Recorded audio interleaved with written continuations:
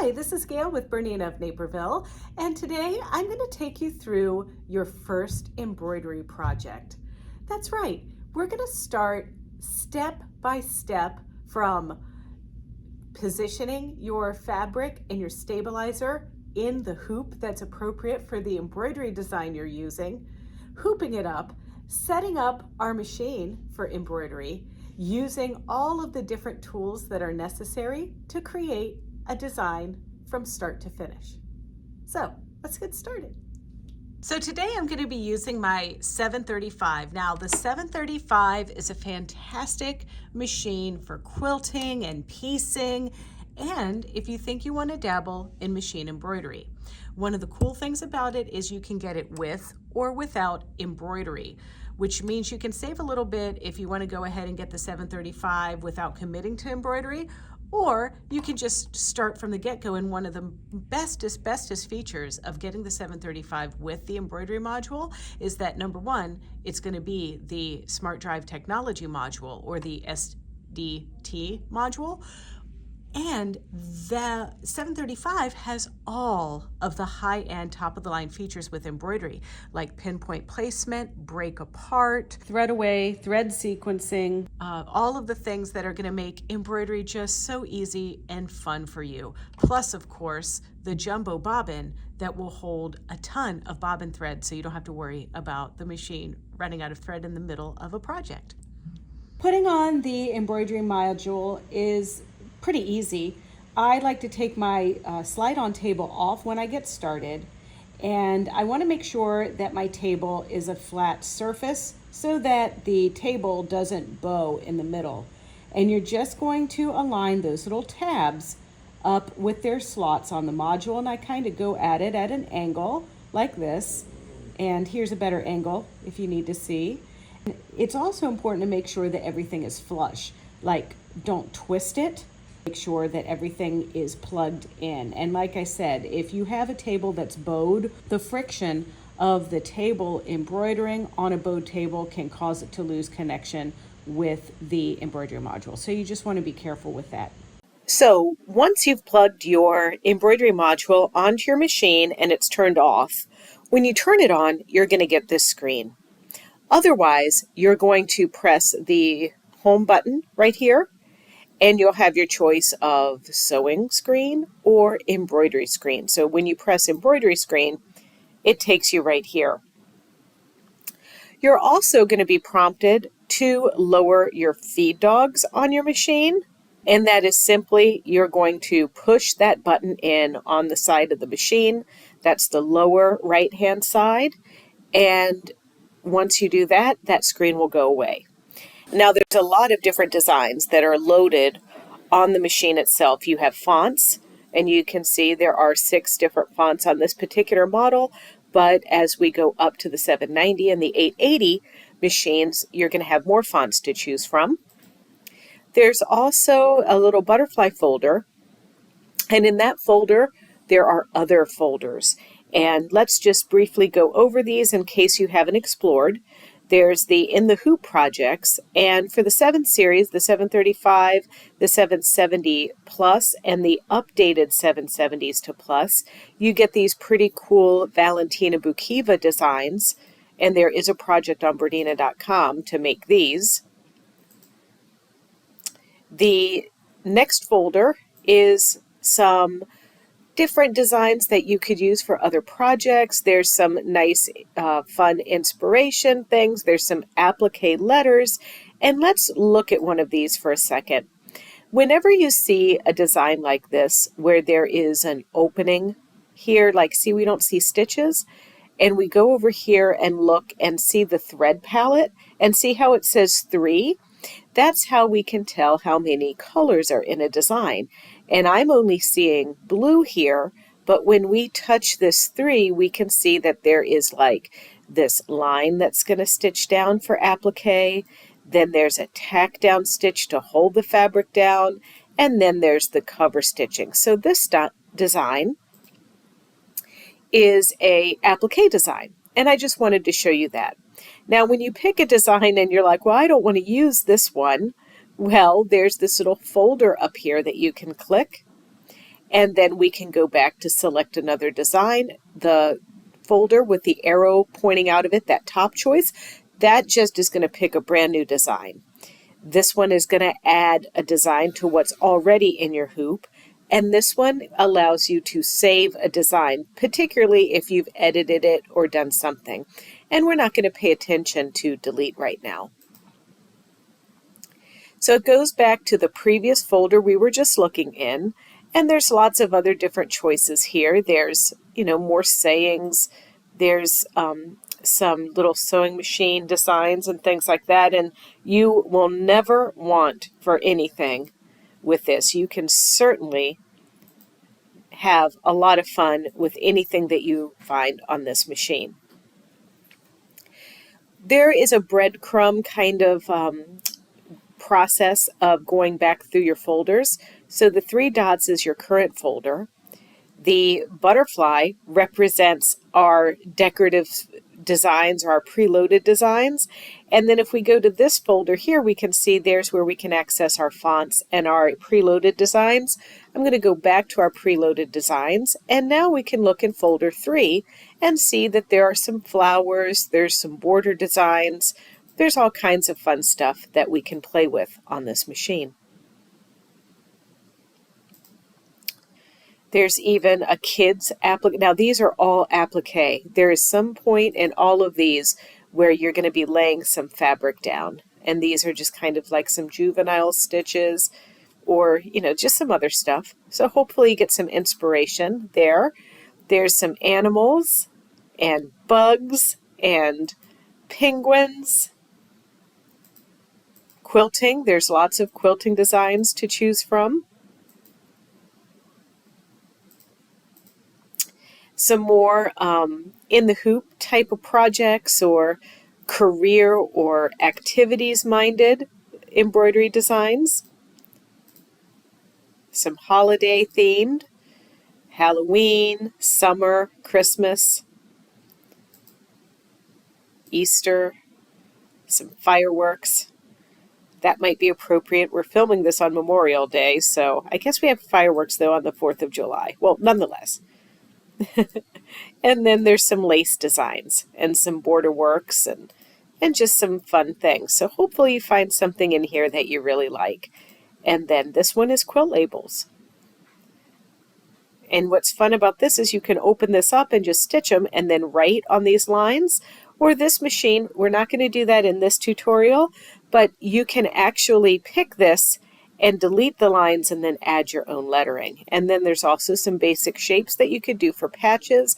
And then these make for fun little labels to put on canisters and things like that. So, oh my gosh, there's so many things to choose from. And this is for any of you that might have design works. We're not going to talk about that right now, but these designs aren't always totally perfect to be stitching out right now, because it requires that you have another set of stuff for your machine. Now, of course, there's something on here for you to stitch out, but maybe you have your eye on something that you found at embroideryonline.com. And in our case, we are stitching out the Jim Shore designs from the Farm Animals collection. And these little guys are so cute. I just love the cow and the pig and the horse and all of the stuff. And today we are using the bluebird. And I'm going to stitch this bluebird design out. It has a lot of color changes, but I think that it's a pretty cute choice to use for today. So let's take a moment to see how we're going to purchase this design and how we're... When you go to OESD and you search for whatever it is that you want to find, in our case, the Jim Shore Farm Animals, we can buy a whole collection. Or if we truly just want one thing from the collection, we can buy an isolated design. Because I purchased the bluebird already, I'm going to just show you by purchasing the pig.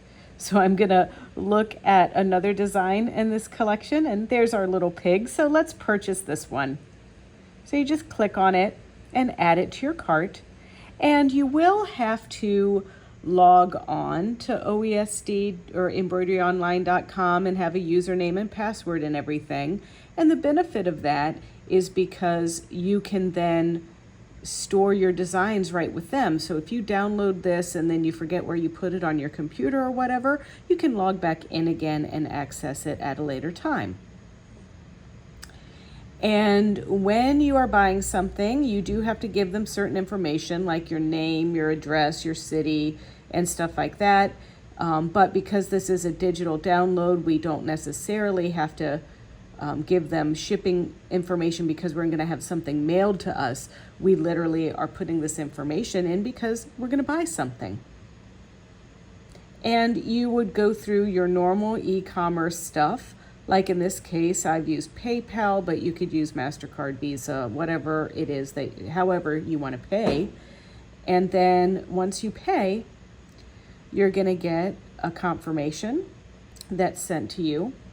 And you will even you'll be prompted at a screen where you can even click a link to take you right to the item that you have downloaded. But you do have to be patient because that piece isn't instantly put in your My Designs. So just be careful with that. So for instance, I'm clicking here and you can see my bluebird that I purchased earlier, but you're not seeing that little pig that I downloaded yet. But I promise it will be there. You just have to give it a minute. Once you are ready to download the design, you can pick whatever file extension you want. You can do all of the designs and just have every file extension possible.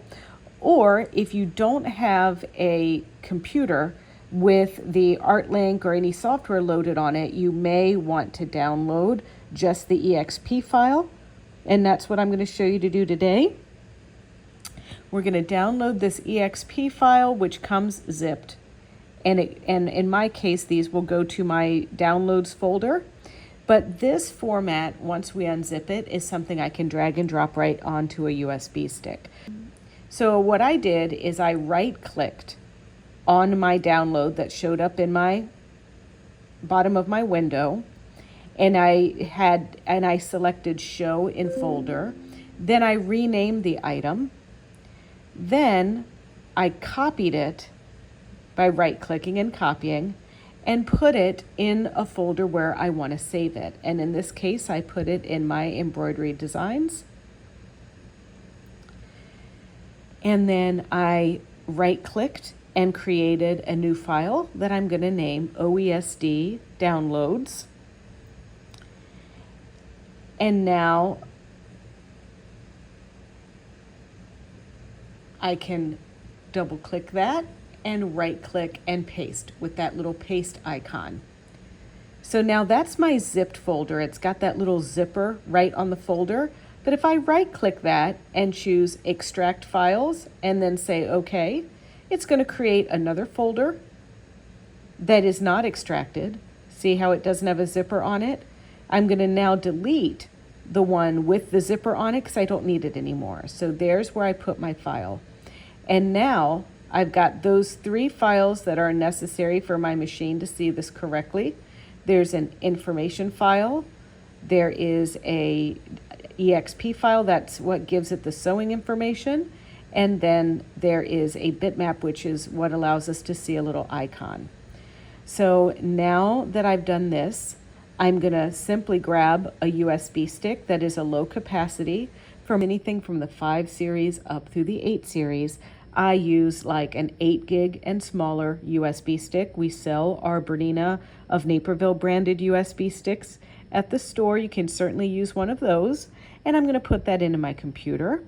And I'm simply going to take this folder that's been created and drag it and drop it onto this stick. And then when I put this stick into my 735, I will be able to see that folder right on the stick, and I'll be able to open that folder and see my design.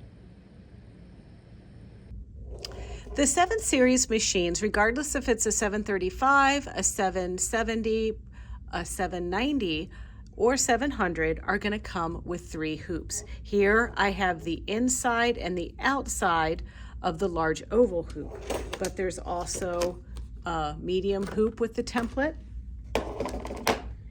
and a small hoop that also has a template. The medium hoop can handle about a 4 by 5 inch embroidery design. The small hoop can handle about 2 by 3 inches, and depending on the shape of the embroidery design, the large oval can do like a rectangle that's about 5 by 7, or it can go as long as 8 inches on something skinny. So the large oval hoop has a placement template that I'm going to show you how to use. It's this piece here, and it has these little template bits on the side like this that we're going to clip on, and that's going to help sit that in your hoop. The hoop is going to clip onto your machine on the left side like this, and then ultimately you're going to squeeze fabric into the hoop and have it squeeze in, and then this little template helps you get X marks the spot on your fabric. So before we talk about why I have blue tape on the hoop, let's just prep our fabric and our stabilizer. There's all kinds of stabilizers. There's cutaway, there's tear away, there's wash away, even heat away stabilizer. I am making this little pattern here, this My Heart pattern from Coach House Designs, and I'm doing this kind of farmhouse style, and these little blocks that have a panel in them, I'm changing out for embroidery. So I am doing this on black fabric, and then I'm going to have a black and white checkerboard design in here. And yes, this little My Heart pattern is going to be a sew along, and you can watch right along with us on our YouTube channel, so stay tuned for details about that. However, in the interim, I just need to make my embroideries for this. So what I'm going to do is I've already pre-cut my sizes of my pieces, and I had to cut a 9.5 inch square. I also added a little bit of interfacing to the back. This is fusible woven. Fusible woven is from OESD. It comes on a roll, and it's available in black and white. And of course, with our black fabric, I'm using the black version, just like I'm using this black cutaway stabilizer. And the reason why I'm using cutaway is because this little bird, this cute little Jim Shore bird that you saw us pick, is just really dense, and we need like a little extra help. So to get the stabilizer to kind of adhere to the back, now this is a temporary adhesion as opposed to our fused piece that's going to stay on here forever. I just want to add a little bit of this 505 adhesive spray to the back of my stabilizer to put onto my fabric so things don't slide around and pucker. So once the 505 spray is on, I'm going to just simply center the wrong side of what I want to applique, or what I want to embroider rather, onto our piece here.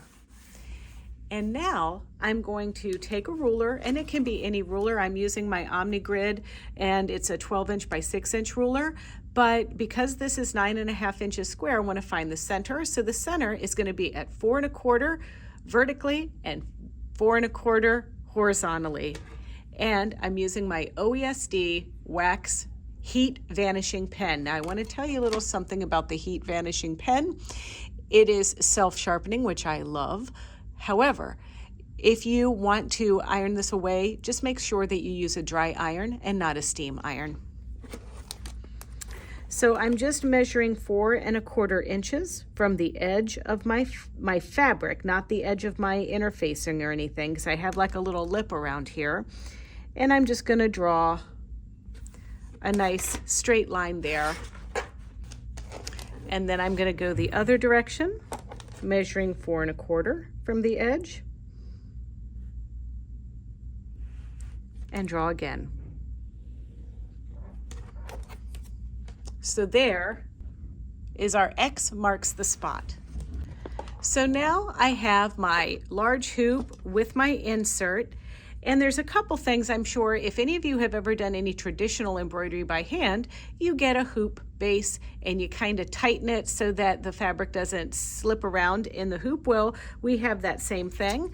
This is our tightener. Now, when you get a new hoop, it can be really tight, so sometimes you want to loosen it a little bit. And then we're going to place that on the table, and then we're going to take our piece and slip it in. Now, here's the deal. If you are new, as you try to hoop, you are probably going to have this hoop slide all over the table like this, and that's why I like these grippy grids. Now, the grippy grids, funny enough, look just like a cutting mat. Ha ha ha. And they even say not a cutting mat. That means nothing to us here at Bernina of Naperville, so I had to tape mine together, but it's still grippy. So the grippy grid is a silicone pad that holds the base of the hoop from sliding around and not moving. And it's portable, so you can take it with you to your embroidery classes and things like that. So now that I have this over here, we're going to talk about why I have blue tape on the back side of my hoop here. And that's literally because this is going to help hold the top of my hoop onto the fabric of the thing that I want to embroider. So we're going to place our piece down, and I want you to notice this template. Do you see how we can read Bernina and how our little clips were inserted? They go right here in these little grooves of the hoop like that and hold the template into place. So the idea is I'm trying to take these purple grid lines, oh my goodness, the bold ones, see them? They're there, I swear, over our cross on this fabric, and see now my hoop is really gripping that fabric like that. So I promise that I have those bold lines right on top of our drawn lines. Now I'm just going to gently move my hoop over here like this, and then I'm going to squeeze this into the hoop. And I sometimes will start by trying to go into the top like this and then pushing down nicely. And if it doesn't go in straight away and it feels a little tight, go ahead and undo the screw down here.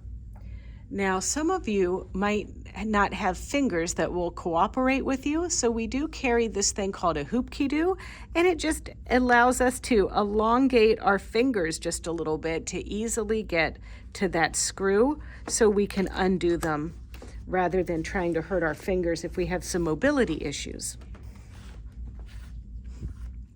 Okay, so my hoop is tight and solid and awesome. And I also wanted to show you about the level that you need to keep your fabric in your hoop. There are some people out there that will tell you you have to really push these into the hoop so that they stick out like a bit, but you really don't want them to stick out at all. You want that hoop flush, but you want to feel a ridge where your fabric is. So the hoop is actually flush, but you feel just the tiniest little ridge there on the hoop. So I would bless this project and say that we've got everything hooped in nicely. And that little template fell right out of there. But now that I've hooped it, I don't need this anymore because obviously we're not going to stitch on this. We're going to keep this to the side now that we got everything centered. So the hoop and the fabric is now ready for embroidery. When we do an embroidery design like our little bluebird that we're going to stitch out, we're not going to change our bobbin every time we change the upper thread. We're going to use this bobbin thread, and this comes in a 5,500 yard spool, and it comes in black and white. Now, I don't really use the black, even though I do have a lot of black going on in this project. I'm just going to use this white, and I'm going to wind a bobbin, an empty bobbin, because I don't want to overwind my bobbins, but I'm just going to use my open bobbin fill that I have, and I have attached the multiple spool rack onto the machine. Now this doesn't come with the Bernina 735s or the 770s or the 790s. It is something that comes with the embroidery only 700 machine, but I highly recommend if you want to do embroidery, you invest in this item because it really does help. And this bluebird has a lot of different colors, and so I'm going to easily be able to keep track of my threads if I have my multiple spool rack on the back of the machine. But first, I'm going to use this to wind my bobbin. So I'm going to put my bobbin fill here. I'm going to go up to my telescopic piece up there, and then I'm just going to go under this guide to this guide and through my little bobbin tensioner there and put my bobbin right into place to wind. Once the bobbin's wound, we're going to put it in our bobbin case, those little shiny sides down like this. Then we're going to get it through that little groove right there, like this, under the flat spring, under this little wiry bit here. See how I'm going right under that whole thing? And then I'm going to pull, and it should spin counterclockwise, looking at it from this angle. And then we're going to put it with this silver piece totally parallel to the table. Once I get it in there, I'm going to give a little push to make sure it snaps into place. I'm going to cut my thread over here on that thread cutter and close my bobbin door. Isn't this a wonderful tray of color? So these are all of the colors that go into this design. And on our screen, you're going to see an artist palette. It's the little 21 above it. That's how many color changes there are in this design. And so I am just going to line up my colors in the order that this screen tells me on my multiple spool rack. And so let's give that. So let's take a moment now to make sure that we understand what's happening here on our screen. So in order to embroider and have success, there's a few things that we need to do. And one of those is just like when you're doing regular sewing, we need to tell the machine what foot we're using. So first, we're changing our foot to the teardrop 26 foot that comes with your machine. This comes in the embroidery module box with the hoops. Once you've selected the foot, it's going to turn it yellow and show 26 right on that bird's eye view of the foot. And then another thing that it wants us to do is use our straight stitch needle plate, which the 735 comes with a 5.5 millimeter needle plate on it, and the other machines that do 9 millimeter, like the 570, the 590, the 770, 790, those machines, 880, they require 9 millimeters for regular sewing. So theirs is going to say 9 millimeters here, but we're going to pick 0 millimeter. And we can close this now. And then we're going to have a look here. And when we pick the design, it pulls in the oval hoop. And that's because that's the smallest hoop possible for this design. There is a medium hoop I showed you that comes with the machine, but see how when we choose the medium hoop, how the bird is just not fitting in there and there's this red line that's showing? That means that it's not going to fit. So indeed, the oval hoop is the right hoop in this situation. Another thing that I want you to be mindful of is on the screen, everything is pretty much a button. 3.0 is the tension, and much like the tension when you're using your machine as a regular sewing machine, you can adjust the tension. You can choose different needles. You can even embroider with a double needle, but this is, all very similar to what you might see in your sewing screen. The feed dog button here just kind of shows you where you would lower or raise your feed dogs, and the bobbin shows you how to load the bobbin. Always X out to get rid of the screen, like you saw me do just now. And then we also have some other options here. So this right now is telling us the stitch time on the machine. And of course, there are ways to speed that up or even slow that down. We have an external sliding motor speed control on the machine, and you want to make sure that that lever is all the way to plus, or else it might take you a really long time to stitch something out. Also, we want to look at the other pieces. I had mentioned the artist palette, and there's a little stitchy button. So if we look down the side here, we've got our folder button, and that's where we just pick a brand new design, add a design to the one we're working on, save a design on our machine, or delete machines off of a directory. I'm sorry, delete designs off a directory, not a machine. My apologies. But for instance, now if I'm bringing this over from a USB stick, and if you're absent-minded and you think you're going to lose the USB stick, at this point you could select the machine icon here, and this is going to put this into your heart folder on your machine. So let's retrieve it, hit the folder, go folder up, look on the machine, and in this little heart folder, and you'll see there's our bluebird. Same exact design, just a copy that's now saved on the hard drive of your sewing machine.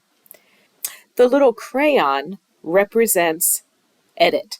So this is the screen where we can move the design in the hoop, we can rotate it, mirror it, do all of those kinds of fancy things. And the artist palette here is where we can see all of the colors in the order that they stitch out. We can touch a color and see the color on the design and where it's going to be. We can even change a color, but we're not going to change anything about this, and we're not going to do any deep diving on features on this. I just wanted to show you that that artist palette is where you see where the colors are going to be stitching. So let's go back to our crayon. So now what we want to do is when we want to edit something, we click this I button, and you can see this little area that opened up. The crosshairs activate your top knob, your stitch width knob, and your bottom knob, which is the stitch length knob. And this allows us to use those knobs to move our design side to side or move our design up and down. We also have this hoop feature here. If we press it, it gets the design to the middle of the hoop. We also have other features here. So now these breadcrumbs are activated. If I hit the little eye in these breadcrumbs up here, I have a rotate tool. Same concept. The top knob is or bottom knob is going to rotate it 1 degree at a time. And then we have quick 90-degree rotation options. And when we make something different than the default setting, it puts a yellow line around it, so we know that we've changed it. But I'm not interested in changing this. I want to keep it. So if you have something that you have changed, you can touch that yellow ring piece and see how it's not yellow anymore, because this is the default setting. We can mirror the design in both directions. We can copy a design, and we can delete a design off the USB stick or in our favorites folder. We can hold by holding and drag or scrolling like we would on our smartphone, and we have a check feature. We have group and ungroup, resequencing, and some other things that we're not going to cover in this lesson. But now let's get ready to stitch this out. And we're going to start with making sure we're stitching this in the correct spot. So once we get all of the threads loaded on our multiple spool rack, it's time to stitch it out. Now, a very crucial thing that's going to happen when we first get started with the embroidery is we took some time to mark the center of our fabric and use that template to hoop it. We want to make sure that when we stitch this out, it's going to stitch out right in the middle of our hoop. So the first thing I want to touch on the screen of my machine is my I button. And because the 735 has all of these top of the line features, I'm going to go ahead and select pinpoint placement. And now pinpoint placement has this screen that's telling me to kind of calibrate the embroidery arm so that it knows what it's going to do in this scenario.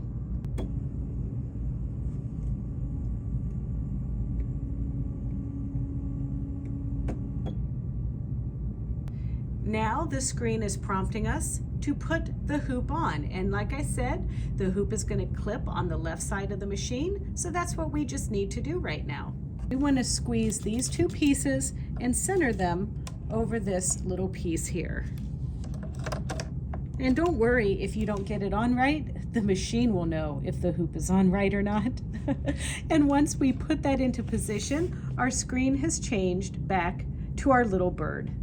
Also going to want a straight stitch needle plate for doing your embroidery, and so I am going to be putting that on my machine.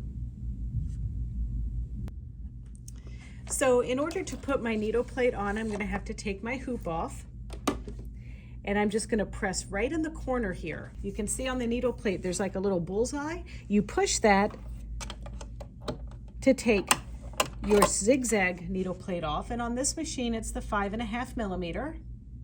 And now I'm going to put the straight stitch needle plate on. It's represented by the red square here, and you can see where that needle will go up and down. It's totally circular and will not allow for a zigzag, as opposed to this one.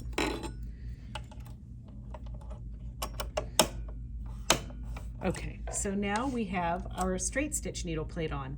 And while I have the hoop off, I wanted to talk to you a little bit because on these machines, we have the ability to use the free arm just like this. And this might be helpful if we're going to put something on a t-shirt. We could take the back of the t-shirt under the free arm so we could embroider just on the top. But you can also embroider with your slide-on table. And this is exceptionally helpful when you're using the large hoop like the maxi hoop, the mega hoop, and the 8.5 square clamp hoop that can also be used on this machine.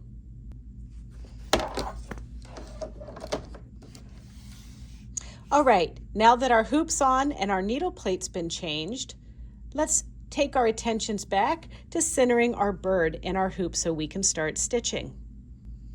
All right, so I want to use pinpoint placement, which is that little symbol there, and then I'm going to use the grid. The grid is kind of the easiest one when we're just trying to put something like X marks the spot. And it creates this grid, and I've got dots in the top left corner, top middle, top right, middle left, middle right, and bottom left, bottom center, bottom right. I hope I said that right. Anyway, I'm going to go ahead and touch the one in the center. That moved my hoop. Did you just see that happen? And now I can raise and lower my presser foot and see if it's actually in the middle. And it looks like I need to move this down just a little bit.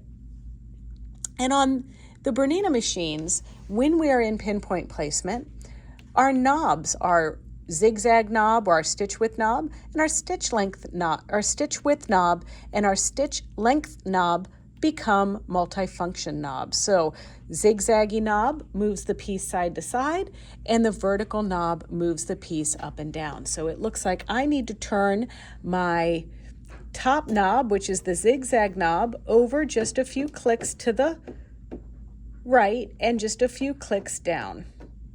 And now I'm going to lower my foot again and see, oh, I need to go back just a little bit. All right, I think I'm perfect right here. That little teardrop hole of my foot is positioned right over my crosshairs. So now on my machine, I'm going to hit set. So now I want to see if I did a good job of hooping this straight. So I'm going to touch the top center, and then I'm going to check, and I can use my hand wheel to turn my needle up and down, but ooh, my needle looks perfectly on that line, so that's good. So now I want to see if I did a good job of hooping this straight. So I'm going to touch the top center, and then I'm going to check, and I can use my hand wheel to turn my needle up and down, but ooh, my needle looks perfectly on that line, so that's good. So I can raise my needle back into the highest position using my hand wheel, and then I'm going to touch the bottom dot and see if I'm on track down there, and it looks like it's just a little wiggly. So now is where I can use my knobs again, and I'm only going to use my stitch width knob to move this over. See that symbol that I got? It wanted me to raise my needle, and I did. All right, so I'm just going to move it over just a wee bit. Okay, now it looks good. I better move that needle into the highest position or the machine gets angry. And now I'm going to go back there, see how we're doing. Okay, I'm really happy with how we've centered this. So now I can just hit the close button, and then I'm going to stitch it out. So I press that little needle pointing to the little dots. And now it's just going to prompt me. Right here is my stitch bar. And I have a few things that I can look at here. One of them is telling me how long it's going to take the design to stitch out. And the full design is going to take 53 minutes. The bottom piece is how long each color is going to take. So white, which is our first color, is going to take 4 minutes. Now there's some other things that we can do if we wanted to stitch faster. There is a turbo mode, but let's not talk about that right now. Let's talk about some of the other things that we have on here that you're going to need to know. This is a basting box. If we touch the basting box once, it puts like a basting perimeter around the design. This is great in circumstances where you want to float the fabric. That means that the fabric isn't in the hoop, only the stabilizer is hooped, but you lay fabric down in place. You do this a lot if you have pre-cut your squares or you just don't want to waste a lot of fabric by cutting it big for the hoop and then trimming it down later.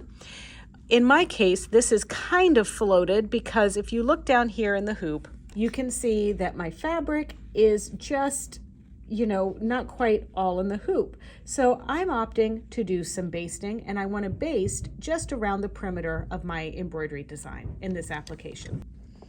Another thing is if you touch the basting box again, it's going to put a perimeter around the whole hoop.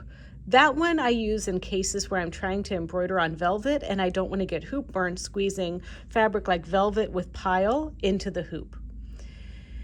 So you can just toggle back through this. If I touch it a third time, I have no basting. So remember, I want to do the basting around the perimeter of the bird. Sometimes you might decide, I think I need to move this a little bit more in the hoop and get it centered better. This is kind of like a last minute tweak the position of the design. We don't need to do that because as you saw, I hooped it quite fantastically and we got everything in there nicely. Breadcrumbs are on our machine, and right now we're in move the design in the hoop, but if we touch this little needle with the stitch outs, this will get us back to our stitch out screen. Now there is a thread sensor and a bobbin sensor on this machine, so if our thread would break or something like that would happen, it's going to trigger it to go into this mode. But sometimes things happen and you catch it before the machine sensor catches it, and this S with a little X in the middle is the broken thread button. And the broken thread button activates our multifunction knobs. Remember, the zigzag knob and the straight stitch knob. And the straight stitch knob advances through the design like 50 stitches at a time or so, whereas the zigzag knob advances 1 stitch at a time. So if you wanted to scroll ahead through a color or do something like that, you would use that stitch. Now back to my breadcrumbs again to that needle. And now I do want my cutting to be activated, so I'm going to touch my cutter so there's a yellow ring around it. Then we have a shape that's kind of grayed out here, and that's color resequencing. You can learn about this in some of our other YouTube videos that we have, but basically if we brought a design that is into the hoop that we wanted to copy and paste or duplicate or whatever, every time we duplicate it, it's going to add extra colors. So for instance, if we had a red, white, and blue design, and then we copied it and put another red, white, and blue design in there, then when we go to stitch it out, our 3-color design is now 6 colors. And this color resequencing is going to make all the red stitch out, all the white stitch out, all the blue stitch out together.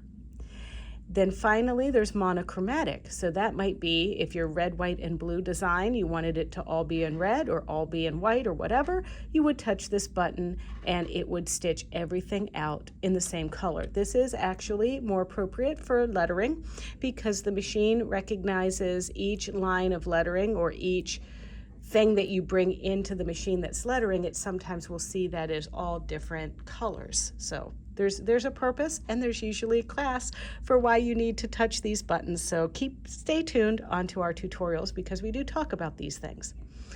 All right, now, as we know, we're adding the basting. Our first color is going to be white, so I'm going to go ahead and just thread up white to stitch my basting. And you might have seen how I advanced my color on this color bar. There is an arrow that is grayed out right now because basting is our first color, but there's this arrow that points down, and that's how we can cycle through the different colors of this design. Now, of course, I don't want to start at color number 5, so now I'm going to use this arrow that points up to go back through my different colors so I can get back to that basting. And now I think we're good. All right, so now that we're threaded, there's this little flashing button. You can't miss it. It's this green button right here. So I'm going to press this, and you have to kind of press it and hold it to get started. But because I'm basting, I'm not quite ready to actually stitch yet. I want to press my needle up down button, and that engages a thread up command. And so when I press this button, it's going to put my needle down, up, and lift my presser foot and allow me to grab my bobbin thread and pull it to the top. And the reason why I want to do this is because this basting stitch is a long stitch, and sometimes I just need this little extra help, particularly with things that might need to look good on the other side to not make a nest or something like that. So now I'm holding my threads, and now I'm going to push this button and hold it just a little bit, and then it gets started, and then I can grab my threads and have it baste.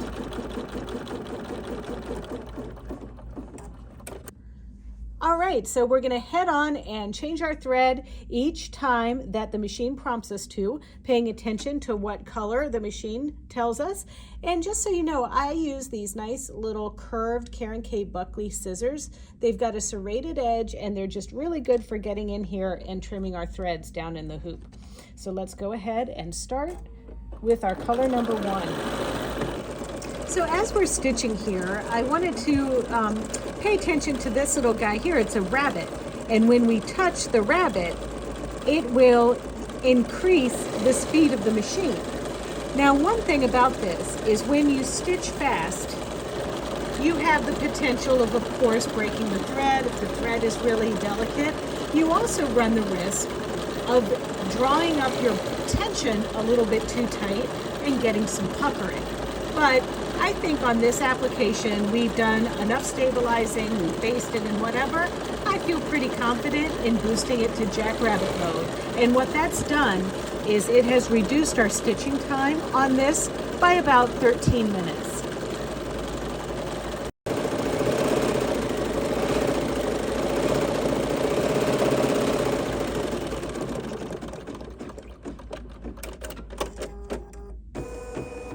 That is called thread away, and that is a feature you can turn on or off, but what it does is it pulls the threads underneath so they don't leave whiskers on the top.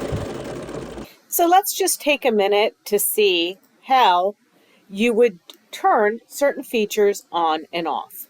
And it starts with these little cog and wheels, which is your settings. And we're working in embroidery, so we're going to select the embroidery hoop. And here's where we can override the tension, change the maximum speed. We can calibrate our hoop, tell the machine what thickness of embroidery we're doing, and turn thread away on or off. Also, we can have it not, have it cut when we want, and we can change our measuring system from millimeters to inches.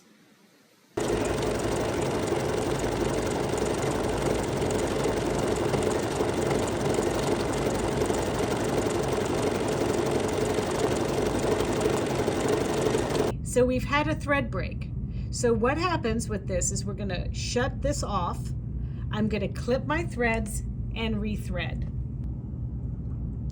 Now I'm going to backtrack with my stitch width knob until I get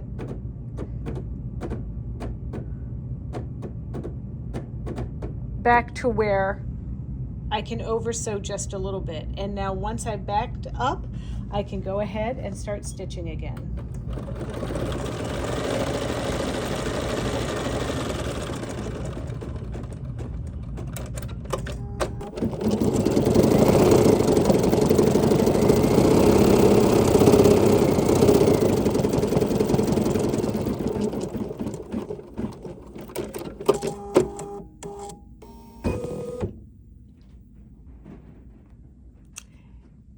And once you have this little screen here and the checkered flag, that means that your project is done. You can click that button, take the hoop off, and remove the work from the hoop, take your stabilizer off, get those basting stitches out of there, trim the piece down, and then use an iron, hot dry iron, to get those marks off and give it a good pressing. Okay, so now that that's done, I don't really think I need to steam all of it, just these little edges here to get my hoop crease out. But if you had some puckers on this pressing cloth, I know it looks a little bit like batting, but it's not. You would iron this or press this upside down, let the embroidery piece sink down into the squishy business of this pressing cloth, and then just kind of pull and hold it taut and steam, and that will get everything nice and flat. And now our little bluebird can hang out with his friends. Well, I hope that you found this informative, and I hope that you give embroidery a try. And you know, we have a special on the Bernina 735 with embroidery at the store. You can get it with or without, like I said, but we are offering it at extra special pricing. So don't forget to give the store a call at 331-472-4231 for more details. And then also, I just wanted to let you know that there's so much more to learn about embroidery than we could ever cover in a small tutorial like this. So give it a try. Find something specific that you want to do. Peruse our Bernina of Naperville YouTube channel, because we have covered almost all of the bases, and have fun with it. So don't forget to check out our Bernina of Naperville YouTube channel. It's easy. It's youtube.com/Bernina of Naperville, and there you can like, comment, and subscribe. Happy embroidering!